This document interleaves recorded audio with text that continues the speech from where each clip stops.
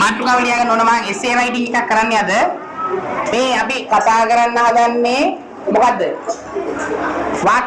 වාක්‍ය රටා හදන එක ඔයාලට රචනා වලට භාවිතා වෙන එකක්. ඕක O level දක්වාම මම මේ දෙන sentence patterns පහ භාවිතා වෙනවා. හරි. ඔයාලගේ පොතේ ලියාගන්න making simple sentences. සිංහලෙන් ලියාගන්න සරල වාක්‍ය නිර්මාණය කිරීම. සරල වාක්‍ය සෑදීම. කොටස් දෙකකට බෙදා ගන්න. මේ පැත්තට ගන්න simple present. මම අතීත කාලයි වර්තමානයි දෙන්නේ ඕනේ. මේ පැත්තට ගන්න simple past. මේ පැත්තේ ලියාගන්න වර්තමාන කාල. මේ පැත්තේ ලියාගන්න අතීත කාල. මේක හදාගද්දී දෙපැත්තට අපි ලියන්නේ මේ පැත්තේ අතීත කාල. ඔයාලට සමහර විට පේපර් එකට එන්න පුළුවන් රචනාව how I spend my free time. මම මගේ විවේක කාලය ගත කරේ කොහොමද? ඒකම වර්තමානයේ එන්න පුළුවන් my leisure activity. මගේ විවේකී ක්‍රියාකාරකම්. ඒතර වර්තමාන කාලයි අතීත කාලයි දෙපැත්තට. මේකේ පළවෙනි පැටර්න් එක ගමන් දෙන්නේ සෙන්ටෙන්ස් පැටර්න් කීයයිද? පහයි. වර්තමාන පැත්තෙත් පහයි, අතීත පැත්තෙත් පහයි. එතකොට අර අපේ ස්පෝකන් ක්ලාස් එකේ ආපු නැති කට්ටිය පොඩ්ඩක් try කරන්න සරල වාක්‍ය හදන විදිහේ. මේ වාක්‍ය රටා 5යි 10යි. හරි. ඕන රචනාවක් ආවොත් ලියන්න පුළුවන්. ඒකේ පළවෙනි පැටර්න් එක ලියාගන්න subject verb object. යටින් ක්‍රියාපදයක් ඇති. ඕම් වර්තමාන කාල වාක්‍ය. අපි සිංහල වාක්‍යයක් ලියමු. ලියාගන්න මම මගේ විවේක කාලය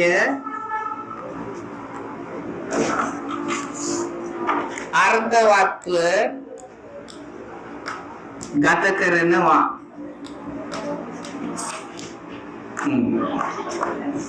කවුද ක්‍රියාව කරන්නේ? කියන්නේ මම. ක්‍රියාපදේ මොකද්ද? ගත කරනවා. ඕම් verb එක. object එක මොකද්ද?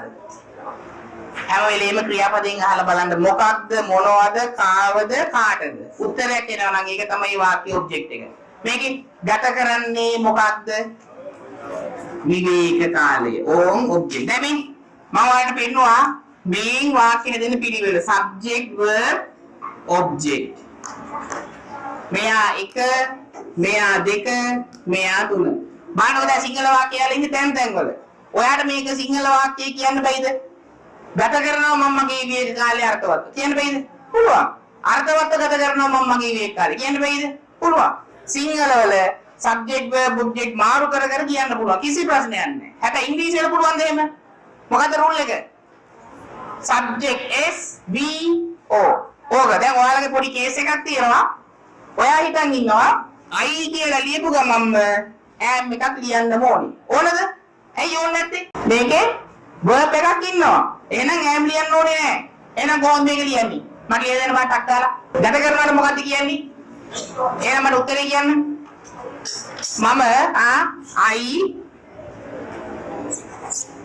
I spend ගත කරනවා right ඊළඟට මගේ විවේක කාලය my leisure time right මට කියන්නේ නම් අර්ථවත්ව adverb එක meaningfully. දැක්කද? මේ සරල වාක්‍ය. රචනාවල am වීසා ලියන්න ඕනේ නැහැ. දැන් ඔයා හිතන්න මේකට ඔයාට am වීසා දානවා කියලා. මම මේ නිකන් උන්නේ. ඔයා මේ මෙතනට am එකක් දානවා. මේ වාක්‍ය හරිද? I am spend කිව්වොත් හරිද? ඇයි වැරදි? එහෙම ලියනවා නම් මොකද වෙන්නේ? ක්‍රියාපදයට ing එනවා. ඕන් දැන් හරි. හැබැයි දැන් තේරුම වෙනස්. දැන් මොකද තේරුම? මම මගේ විවේක කාලය ගත කරමින් ඉන්නවා. present continuous. මේ දැන් සිදු කරමින් ඉන්නේ. අපි සාමාන්‍යයෙන් රචනාවල එහෙම ලියන්නේ නැහැ. මේක ලියන්නේ නැහැ. හරි. ඔන්න මම අතීත කාල වාක්‍ය කියනවා මේ පැත්තට. එහෙනම් මම පැටර්න් එක මාරු වෙනවා. subject ඔන්න මම ලියනවා verb එකේ දෙවෙනි ස්වරූපය. අපි මේවට past verb එකක් කියලා කියනවා. එක් object කරලා ඉවරයි. හරි. ඔන්න මම මෙතන ලියනවා වාක්‍යයක්. අපි ගිය සතියේ සීගිරිය නැරඹුවා.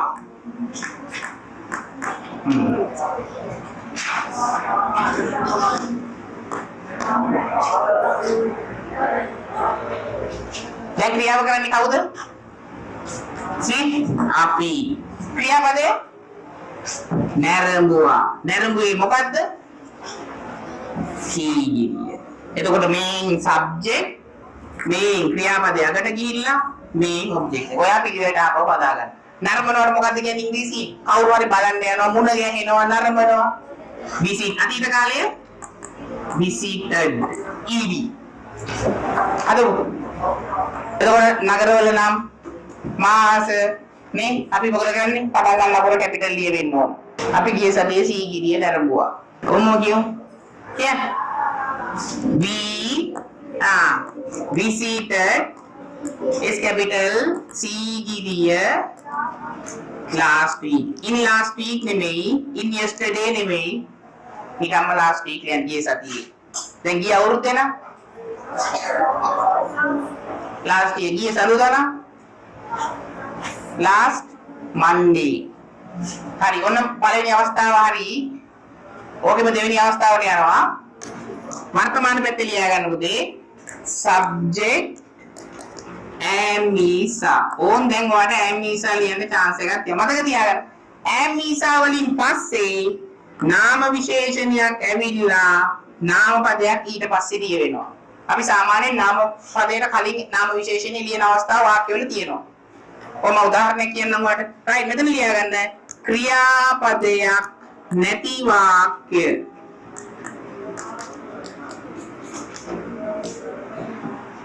verb එකක් නැහැ. ඉස්සල් එකේ verb එකක් තිබුණා ගත කරනවා. දැන් මෙයාගේ නැහැ. ඔනවා මෙහෙම එකක් කියනවා. ශ්‍රී ලංකාව ලස්සන දූපතකි. ඕම් ක්‍රියාපදයක් නැහැ.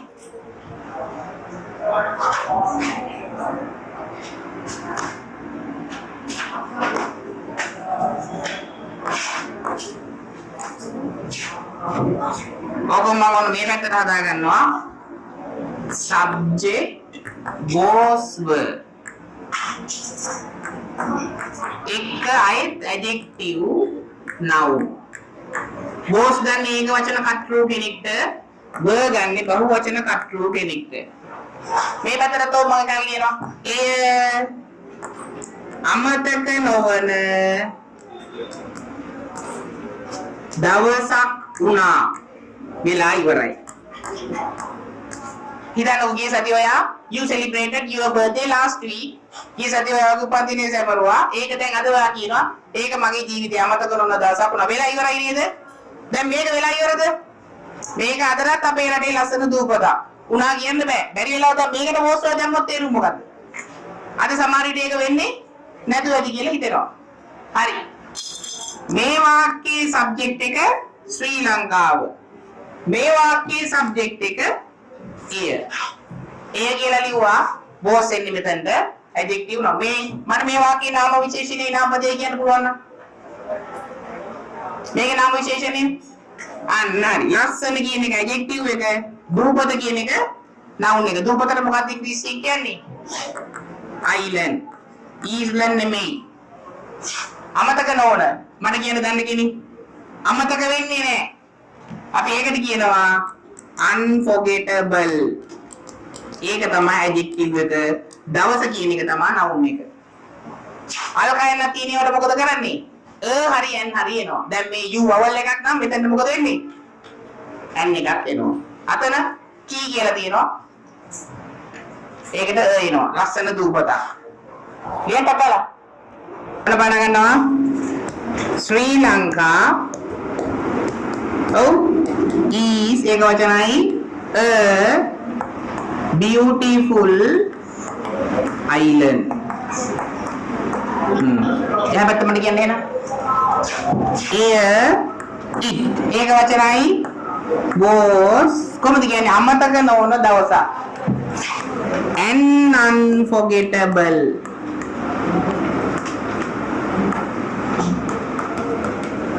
දවසක් day.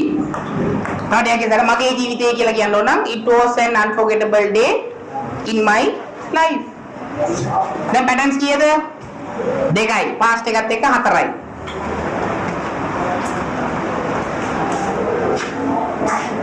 right. තුන්වෙනි පැටර්න් එක.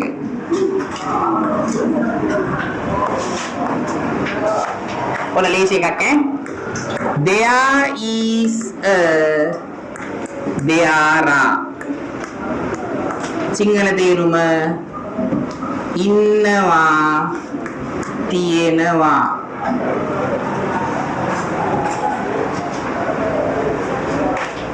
අතීත කාලේ මොකද්ද මේකේ? There was a there were Sinhala තේරුම මොකද්ද? ඔව් හිටියා තිබුණා. හරි. ඔන්න මම මේකටත් වාක්‍යයක් කියනවා. මගේ රටේ ලස්සන දිය ඇලි තියෙනවා. අදටත් තියෙනවා වර්තමානයි. ඔන්න මම අතීත කාල වාක්‍යයක් ලියනවා. අපේ පාසලේ ඒකත් ගමු ලස්සන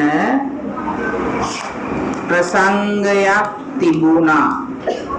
තිබිලා ඉවරයි.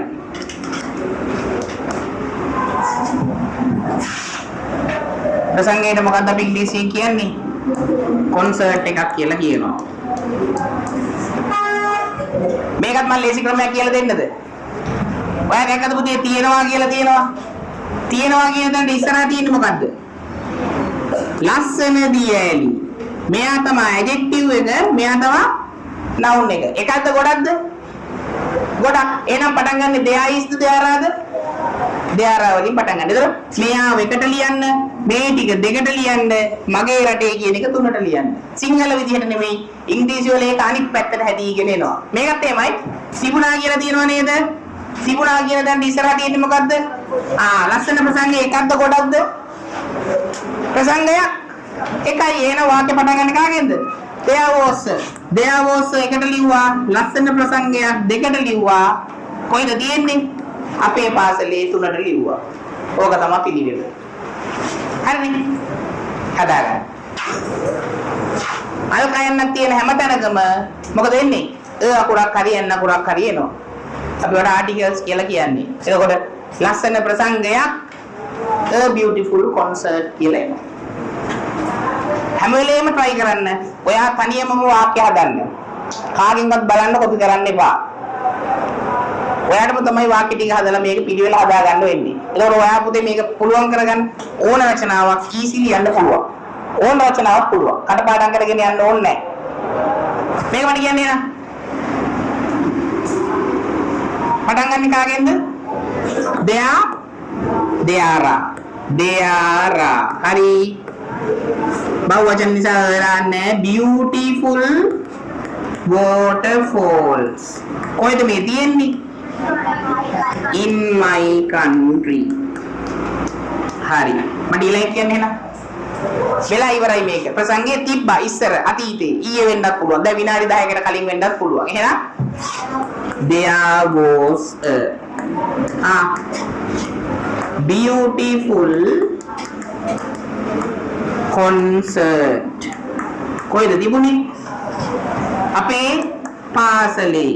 in our school. දැන් මේකට ටයිම් එක්ස්ප්‍රෙෂන්ස් දාන්නත් පුළුවන් ගියේ සතියේ. එහෙනම් last week. අගට තමයි වෙන්නේ ඈ. ඔන්න දැන් පැටර්න්ස් කීයද? SVO ඊළඟට subject am is are ඊළඟට there is there are. තුනයි. හරි. ඔන්න එහෙනම් හතරවෙනි පැටර්න් එකට යනවා. හතරවෙනි පැටර්න් එක ලියා ගන්න subject has have කියලා. ඔයා දන්නවා has ගන්නේ කරන එක්කෙනා ඒක වචන නම් have ගන්නේ කරන එක්කෙනා බහු වචන නම්. ඒකේ තර රූල් එකමයි නාම විශේෂණීය මුලින් ලිය වෙනවා නාම පදය ඊළඟට ලිය වෙනවා. මට කියන්න මේකේ සිංහල තේරුම මොකද්ද? කාට හරි ඉන්නවා තියෙනවා අයිතියක් පෙන්නනවා. මට දන්න කෙනෙක් කියන්නේ මේකේ අතීත කාල ස්වරූපය මොකද්ද? මොකද්ද? subject has වල අතීත කාලයේ had වලින් පස්සේ නාම විශේෂණය නාම පදයේ ඉන්නවා. සිංහල තේරුම තමයි කාට හරි හිටියා කාට හරි තිබුණා. මම නැති ඒවලත් අපිට මේක ලියන්න පුළුවන්. දැන් ඔය බලා ගන්නකො වෙනස. මෙතන වලට පේනවද මගේ රටේ කියලා තියෙනවා. බැරි වෙලාවත් ඔය වාක්‍ය ලියනවා කියලා හිතන්නකො. මගේ රටට තියෙනවා කියලා. එතකොට දෙයයිස්ද ලියන්නේ? නෑ මොකද ලියන්නේ? has have ලියනවා. මගේ රටට තියෙනවා. මගේ රටේ තියෙනවා කියපුවා මම ඒක දෙයයිස් කියන පැටර්න් එකට හැරුණා. ට කියලා ඒකට මේ ඕන් ඈ. නුවර එළියට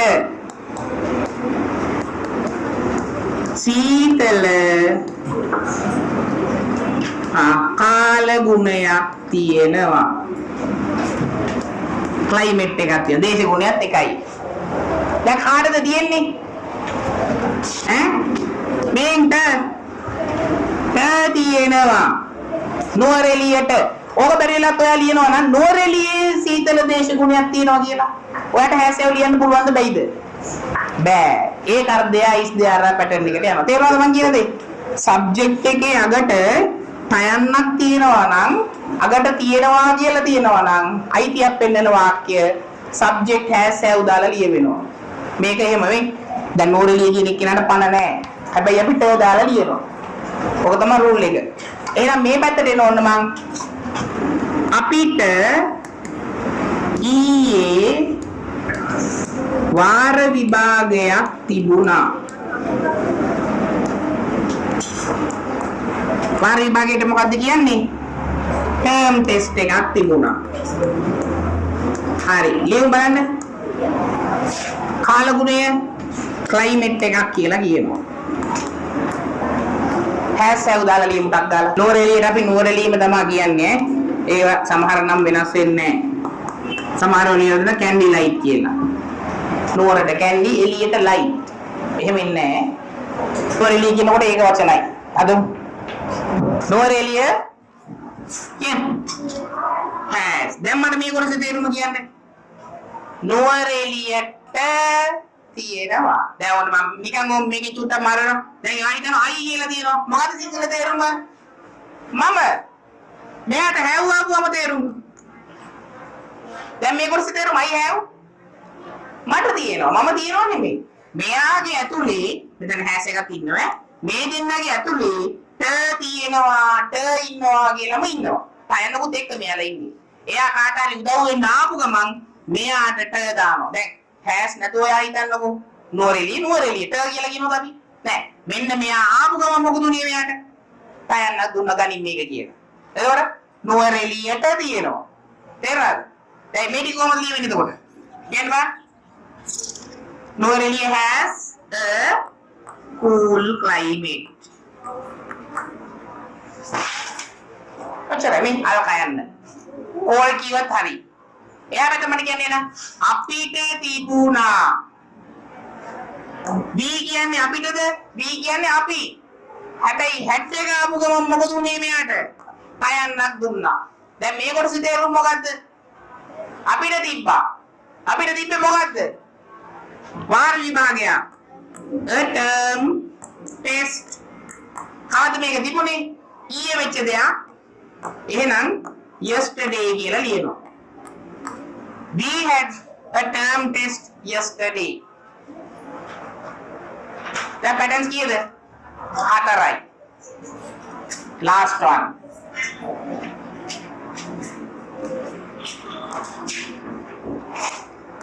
ලියගන්න subject can එක verb one object සිංහල තේරුම එනවට හැක ඇලයිරක් පුළුවන් සතෙක්ට හරි ඔයාට හරි කාට හරි කරන්න පුළුවන් දෙයක් වාක්‍යයක් ලියන්න ඕන මං අපිට අපේ විවේක කාලය තුල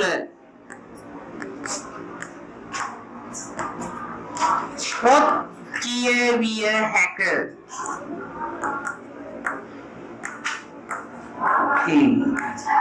මෙයාගේ අතීත කාලය තමයි පුතේ subject could දෙක ලියවෙන්නේ could verb one object Sinhala තේරුමට හැකි වුණා එහෙම නැත්නම් පුළුවන් වුණා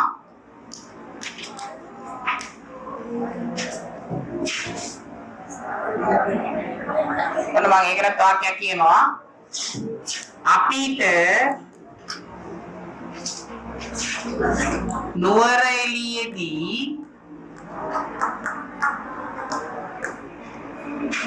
ලස්සන මල් දැක ගැනීමට හැකි වුණා. ඔන්න වෙලා ඉවරයි. right ලියන්න බලන්න. දැන් නුවරඑළියේදී කියලා තියෙනවා නේද? මොකද්ද දී කියලා ලියද්දී අපි සාමාන්‍යයෙන් ලියන්නේ දී at. එතකොට ඔයාලට පේනවද මේ මෙතන පැටර්න් එක? could එක verb one. දැන් උදාහරණයක් මෙහෙම. කන්න පුළුවන්. කොහොමද කියන්නේ? කන්න පුළුවන්. can eat. කන්න පුළුවන් වුණා. could eat එකද? eat. eat කියලා ලියන්නේ නැහැ. ක්‍රියාපදේ වෙනස් වෙන්නේ නෙමෙයි. can එක විතරක් අතීත කාල ස්වරූපයකට යනවා. could වෙලා ක්‍රියාපද ඒවමයි. දකින්නට මොකද්ද කියන්නේ නා? see කවදාවත් ඒක so කියලා ලියන්න එපා. could see ම තමයි. හැකි වුණා කියන තැන විතරක් වෙනස් වෙනවා ක්‍රියාපදේ. මට මේ පැත්ත කියන්නේ නා. අපිට අපේ විවේක කාලය තුල පොත් කියවන්න පුළුවන්.